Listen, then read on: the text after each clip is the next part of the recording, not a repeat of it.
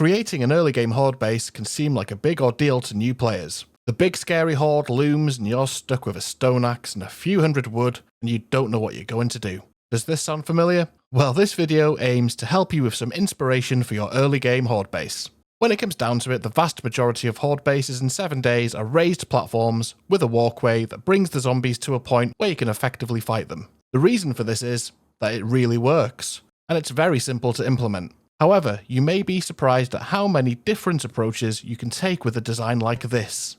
So firstly, the central block that you're going to be stood on. How high should this be? I'd say the minimum you want is 5 blocks off the ground. I personally like to build redundancy into my builds to stop any potential collapses and tears on Horde Night, so I tend to build a solid block to stand on. This is resource intensive though, and you can probably get away with some simple walls and perhaps a bit of plating or central support. Just make sure you don't leave any sort of way up for the zombies. If you're wondering how you're going to get in, you can nerd pole up if you have to for extra safety, or just simply put a ladder with the bottom 2 blocks missing so that the zombies do not see that as a viable path to you. Some say that the magic number is somewhere between 15 and 20 blocks in the air for your fighting position. The reason for this is it lessens the amount of zombies that go into destroy area mode when they fall off the walkway. I give full credit to a great YouTuber named Cautious Pancake, who was the first one I saw discover this. So you could do a combination of both, still building your platform about 5 blocks high, but then having a pit for the zombies to fall into to make up that fall distance. But more on that later. So you have your platform, how are the zombies getting up? Well, I would say it's best to have more than one way up, because if you have one way up and that gets destroyed, then your whole defense is now effectively useless. If you build redundancy into your build, you can avoid such mishaps. You can have multiple ladders or stairs leading up to the walkway. If you do opt for ladders, I'd recommend still having at least one stairway for dogs and direwolves, as they don't path up ladders easily. And you don't want to be in a situation where they haven't pathed up because they can't do ladders, and in the morning, you've got to go down on the ground and clear up a bunch of dogs. It's not fun. I've been there, done that, and the dogs ripped the t-shirt. Now, I do want to take a quick moment to remind you that this is a guide for early game bases. Early game can look very different depending on a number of factors.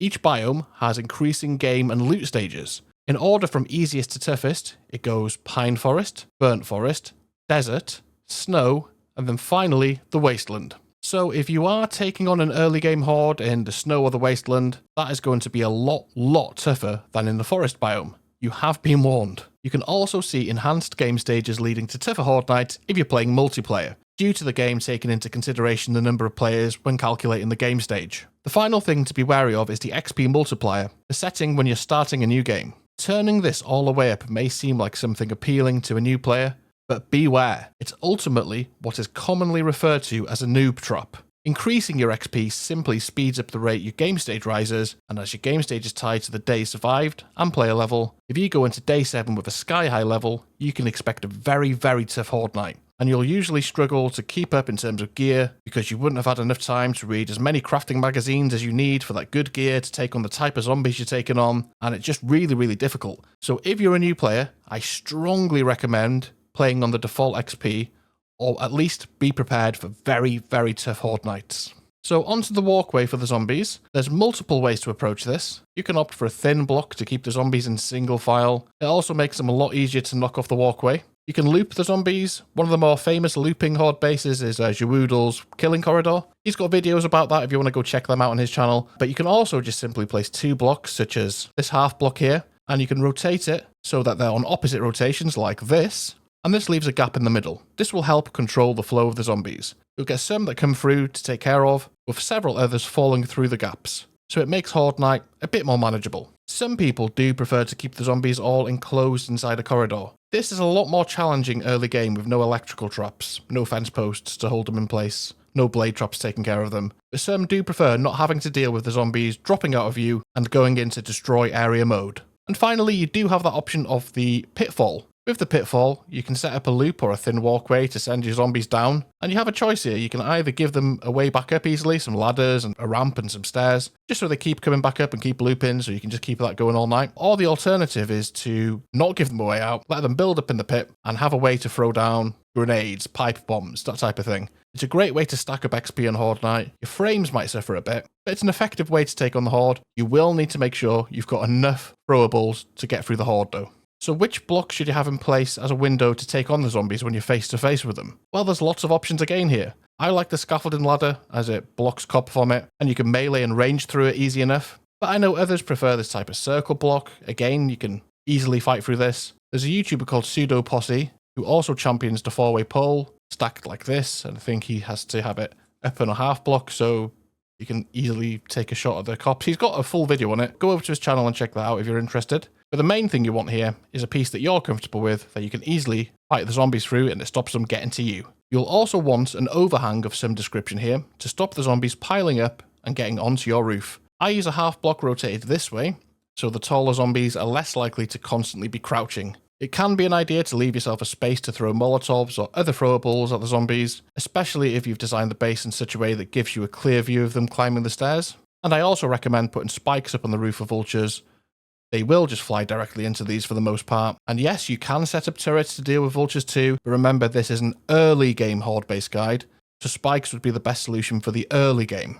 So you can build a base from scratch if you've got the resources, but if you've been focusing more on questing and taking on zombies, you can repurpose a pre-existing POI in the game to save on some building resource. Extra points if it's made out of concrete or steel as well. But if you are doing this, make sure that you double and triple check that you've knocked out all the stairs, all the ladders, and anything that could ruin the pathing. If you're building from scratch, just prioritize that you gather clay and stone on the overnight. Every night, just mine away at stone, shovel up some clay, maybe take on some buried supplies quests, buy the cobble cheaply from the traders, you can get it as quest rewards as well, and you should easily have enough cobble to build a horde base by day 7. And even if you don't have quite enough to do the whole thing out of cobble, you can get away with some of the non-zombie facing parts being wood, like, the roof or the back wall. They don't need to be cobble for the day 7 horde. In terms of any other tips, I personally recommend speccing your melee, so if you go in clubs, perk into Pummel Pete. If you go in batons, perk into Electrocutioner. Because I like to use my melee for the first few hordes. This allows me to build up a huge surplus of ammo that I can use later for tougher hordes, to stock turrets, and for questing crazy infested tier 6 POIs. But this is just a playstyle choice. There's no wrong or right way to play the game. How you play is down to you and your preference. So a base like this can easily take you through the first few hordes. You can add to it slowly over time. You can upgrade it to concrete and steel. You can add electrical traps like blade traps, fence posts, dart traps, turrets. You can put them in as and when you get them, however you want. So that's my guide on early game horde bases. Leave a like if you found this video useful, subscribe for plenty more 7 days 1.0 content, and let me know in the comments if you'd like to see a video on late game horde bases. Thank you very much, and I'll catch you in the next one. Bye bye.